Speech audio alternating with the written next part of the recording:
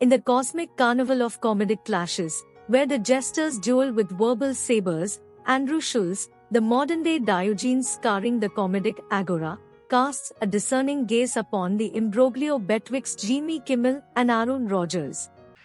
What I'm saying is another comic's coming at you. Okay. Like, that's why I was annoyed by the Jimmy Kimmel. It's like, Jimmy Kimmel made jokes about Aaron Rodgers. He joked about it. And then Aaron Rodgers made a joke about Jimmy Kimmel. And then Jimmy Kimmel's like, how dare you? You're threatening my livelihood, my family. I'm going to sue you. And it's like, no. You open a can of worms, close it with jokes. You could ridicule him with jokes to the point where he's like, I don't want to mess with this guy. This guy a problem. But if you start it, you can't be upset if somebody tries to finish it. And he threw a jab back. So I think it's disappointing. You're like, first of all, Jimmy, like, has insanely funny history, like, in terms of comedy. Like, literally an icon growing up. The earlier stuff you saw of Jimmy was incredible. And then to see somebody you look up to like that. It's corny. Yeah, like, basically going, if Miles is calling you corny, that shit hits different. I love disappointed. it, but that shit hits The different. jokes were easy too. He's saying like, I'm gonna find him on the list, whatever. Like, Easy. I don't know. I just thought that Jimmy really could have came back at him easy. Yo, Aaron didn't even say he's gonna find him on the list. He said he doesn't want it to come out. He's gonna pop champagne. You say, yo, you can't pop champagne this year. You're not playing. Like, it's easy. Bro. I don't know. Got it right for him. Yeah, you got it right for Jimmy. I should hit him up. Now, Jimmy, I guess Jimmy's argument was what initially making fun of Aaron was that Aaron was saying that the aliens was a distraction from the Epstein list, right? Whether he believes that or not doesn't really matter. Once you call someone a tinfoil hat conspiracy weirdo, he has the right to make fun of you. Yeah. Yeah. Yeah. Like, I don't know. You just want to see a comedian come back with jokes, bro. Yeah. And we're still holding Jimmy to that level of accountability as comedian. If you just want to be show host, maybe we don't. But we see you as comedian. Does he still go up? I don't think he goes. He owns a comedy club. I mean, like, He doesn't go up I then. don't even know if he was a stand-up, really. He was doing sketch, Yeah. pranks. Man Show is his show. Man right? Show's incredible. Yeah. Like, he has some, like, incredible work. Yeah. And But I if just, he's not, you just, but you if he's see not that, a you're like, comic, yo, you kind of letting us holding down. him up to comic standards. I still do, because if I found you hilarious, I know what you're capable of. So that's where I hold you. It's like with Eddie Murphy. It's like, even if he never gets back on stage again, I'm always going to hold him to the standard of where he was on stage. I get Right. that. So it's like, And there just can't be legal action. That's the only thing. yo, legal, he's crazy. Like, who's suing for jokes when you started it? Yeah. Yo, your shirt sucks. You go, yo, Schulz, get longer pants. How? Nah, son. Dub, sue Al. Call a lawyer. How dare he You want say to sue something? him yourself? Sue him. You sue him. What the fuck? Why are you bringing Dub into this? Get out of the tunnel, What the Dub. hell? Get out of the tunnel. You sue him. Yeah. Schulz, with a furrowed brow reminiscent of Hamlet contemplating the skull of Yorick, bemoans the turn of events, particularly Kimmel's response to Rodgers' jest. In this Shakespearean tragedy of quips and counterquips, Schulz posits that those who unleash the jesting kraken should brace themselves for the tempestuous comedic whirlwind that follows. The comedian, a philosophical maestro in the symphony of satire, champions the ancient adage that in the realm of comedy, a jester who flings a jest should expect a comedic retort in return. Like the fabled Hydra, if one head of humor emerges, another must follow, and legal swords should remain sheathed in the comedic colosseum. Schulz elevates comedians to the pantheon of intellectual warriors, where wit and repartee are the sacred arms to wield against the slings and arrows of outrageous banter. Schulz, invoking the specter of Kimmel's comedic legacy akin to Michelangelo admiring the Sistine Chapel, expresses his dismay at seeing a comedic luminary wield the legal cudgel.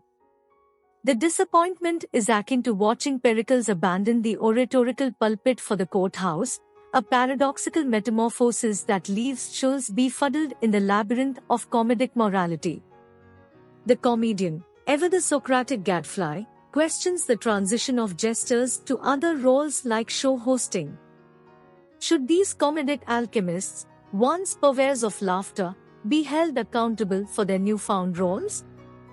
Schulz posits that the comedic ledger, akin to Caesar's Rubicon, cannot be crossed without the weight of jesting responsibility. The Epstein situation stands as a tapestry woven with threads of controversy, shadowy conspiracies, and the dark allure of power. The fascination that has gripped the public, drawing celebrities like Rodgers into its orbit, is a manifestation of humanity's innate curiosity about the enigmatic realms of influence, scandal, and the intersection of privilege with criminality. The Epstein saga, akin to a Shakespearean tragedy unfolding in the modern era, is rife with characters from the upper echelons of society, the glittering elite, influencers, and even royalty. The mere mention of Epstein's name conjures a cryptic dance between wealth and debauchery, making it a magnetic force in the cultural zeitgeist. It's as if Icarus himself had flown too close to the sun, and the waxen wings of Epstein's clandestine operations melted in the scorching scrutiny of public consciousness. The public's fascination with the Epstein situation also stems from its unsettling resonance with themes of abuse of power and avarice, echoing historical tales of unchecked authority and Machiavellian machinations. Epstein's alleged exploits invoke the spirit of Faustian bargains, where one bargains with the devil for wealth and influence, only to be ensnared in a web of moral decay. The Epstein affair becomes a narrative kaleidoscope, reflecting the underbelly of influence and the dark corridors where the elite maneuver beyond the gaze of societal norms. The public, like mythological voyeurs, is drawn to these tales as they simultaneously repulse and captivate, a spectacle where the glittering facades of power crack, revealing the murkier truths beneath. Celebrities like Rodgers entering the discourse on Epstein's case amplifies its gravitational pull. In a society increasingly fixated on the lives of the famous, their perspectives become an additional layer to an already complex narrative. The convergence of cultural icons with a scandal of this magnitude creates a fusion of worlds, where the personal opinions of public figures become a lens through which the broader public examines the Epstein situation.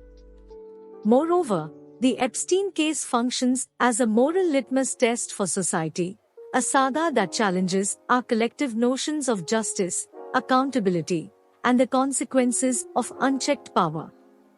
As the story unfolds, it sparks conversations about systemic failures, complicity, and the murkiness surrounding the corridors of justice. In the Carnival's concluding act, Schulz, with a wink reminiscent of Voltaire's Candide, expresses incredulity at the consideration of legal warfare over jests initiated by Kimmel himself.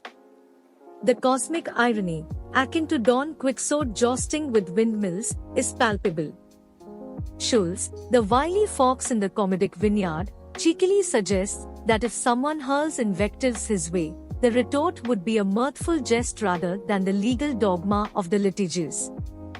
At the end of the day, it is a story that transcends its cast of characters to become a reflection of societal values, the intoxicating allure of power, and a perennial struggle for truth and justice.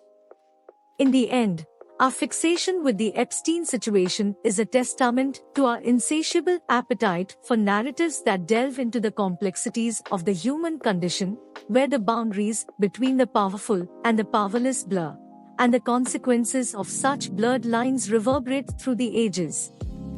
In this comedic opera, where punchlines echo through the ages like the timeless whispers of the Sphinx, Schulz emerges as the comedic oracle, reminding us that the jester's realm is one of jests, not jurisprudence. The cosmic jest, it seems, weaves its own enigmatic dance, where legal briefs and comedic whimsy engage in a celestial tango. As the curtain falls on this theatrical satire, one can't help but wonder if the muses of laughter look down from Mount Olympus with bemusement, as the mortal jesters grapple with the paradoxes of humor and litigation.